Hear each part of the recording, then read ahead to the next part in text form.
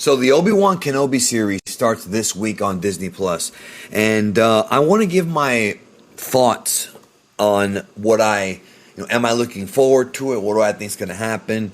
First of all, I want to say that prior to this past couple of weeks, I was very much looking forward to Kenobi because it's Ewan McGregor coming back, it's Hayden coming back. I did not want Darth Vader to fight Obi-Wan again because of the fact that, to me, it cheapens the importance of episodes 3 and 4.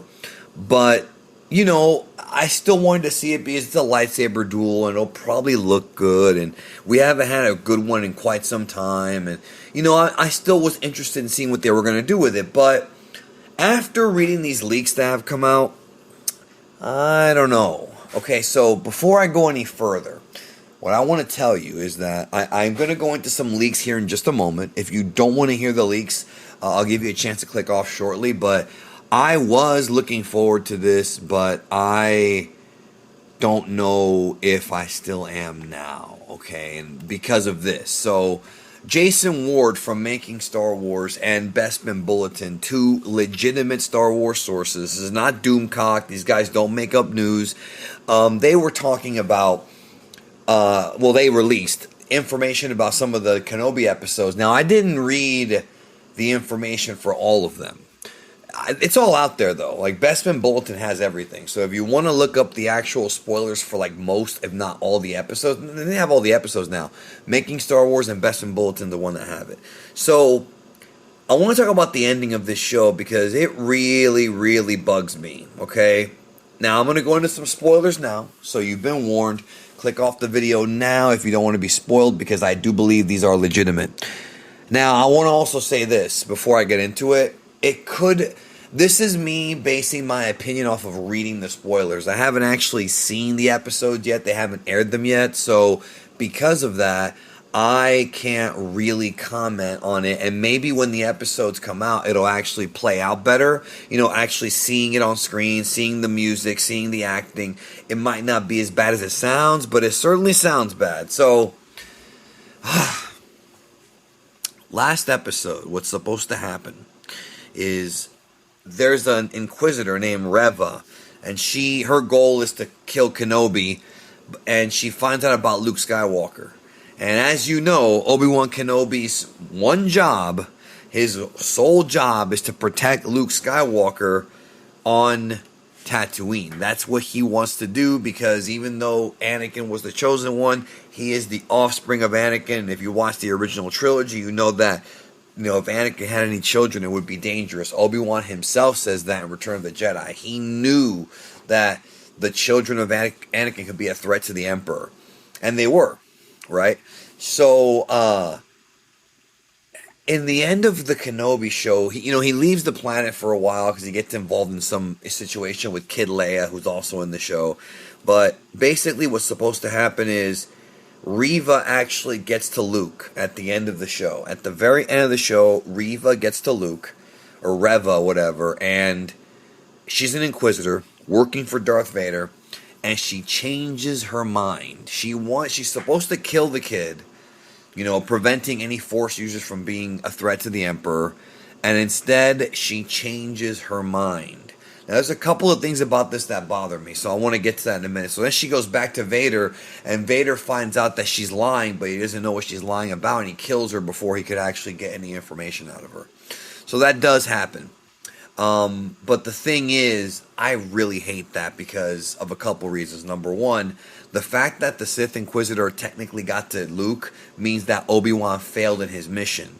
Right, and I don't like that. I don't like that because Obi-Wan is a powerful Jedi, a very important part of the prequel trilogy, a very important part of the whole saga when you think about it. He is, and his job was to protect Luke throughout the time period between 3 and 4 until Luke was old enough to finally take his father's lightsaber, then eventually go train with Yoda, which is where Empire Strikes Back picks up. Well, he failed at his fucking job, and that really pisses me off because it's not quite as bad as what happens to Luke Skywalker, but in Last Jedi, but it's pretty close. And the fact that instead of focusing the show on Obi-Wan being this great protector, they instead are going to focus the show on this Reva chick, and I'm not going to go into the whole SJW Star Wars. I mean, there's plenty of channels that do that. I think sometimes they overly get fake outrage for views because I don't really give a shit. I'm past caring at this point. You know what I mean? Like, Last Jedi and The Rise of Skywalker made me just not give a fuck. So if there's like bad Star Wars, it's kind of like I'm expecting it, which is not a good thing. But I was hoping this would be better. But anyways, this chick or whatever, this Reva bitch, she like changes her mind and decides not to kill Luke. So it becomes a story more about her character arc than it does about Obi-Wan. And I understand introducing new characters in this, but you're going to kill her off anyway, so what's the point? It just feels like they're fucking with the lore again, which they've done I don't know how many times since buying Star Wars from George Lucas back in 2012 or whatever, when the sale happened. They've already screwed around with the Emperor wanting the what was it, the dyad or whatever. They've changed that around. They've retconned so much stuff from like the original lore, the original classic lore. I don't mean even the EU. I'm talking about like the original movie lore. They have retconned it. Vader and Obi-Wan are only supposed to have 2 fights, which is why the comment in Episode 4, The New Hope, where he says, the last time we met, I was but the learner, but now I am the master, right? He's talking about Mustafar. Now, in this show, he's supposed to be really powerful, and Obi-Wan gets lucky to beat him. So it's like, wait a minute, you're implying that you were not the master the first time you fought, and that's why you lost, which is what happened on Mustafar in Episode 3. But now you're saying that, well, in Kenobi, Vader is stronger, and Kenobi got lucky. That once again, that changes that. And then something else that pisses me off. So Reva apparently lights her lightsaber and is about to kill Luke, and then she stops. That is a direct contradiction to what happened in Episode 4, because in Episode 4, Obi-Wan hands Luke Anakin's lightsaber, right? And Luke lights it, and he's like swinging it around, and it was the first time, and this is the truth, that was the first time Luke had ever laid his eyes on a lightsaber. Right, the way Mark Hamill portrays it, the way it's portrayed in the novelization, Luke had never seen a lightsaber before. So he lights the lightsaber and he's like, wow, this was my dad's weapon, and that's a cool moment for the character, right? But now he's going to see the lightsaber, Reva's lightsaber in the show, and it's not going to have the same impact. So again, they're screwing around with not just the prequel trilogy, but the original trilogy. Could they not have written something better? Could they not have written something that was more improving Obi-Wan's character? You could have him be a badass and fuck people up in between Episodes 3 and 4, like what they did in Rebels in the episode with him and Darth Maul. That was a classic episode. If they did more of that Obi-Wan here, people would be fine with it. But no, they want to create this Reva character who's probably not going to get over. She's probably not going to be popular. They're going to kill her off anyways, and they're going to cut Obi-Wan's balls off. And it's so frustrating because it makes you wonder, like, who are they writing these shows for?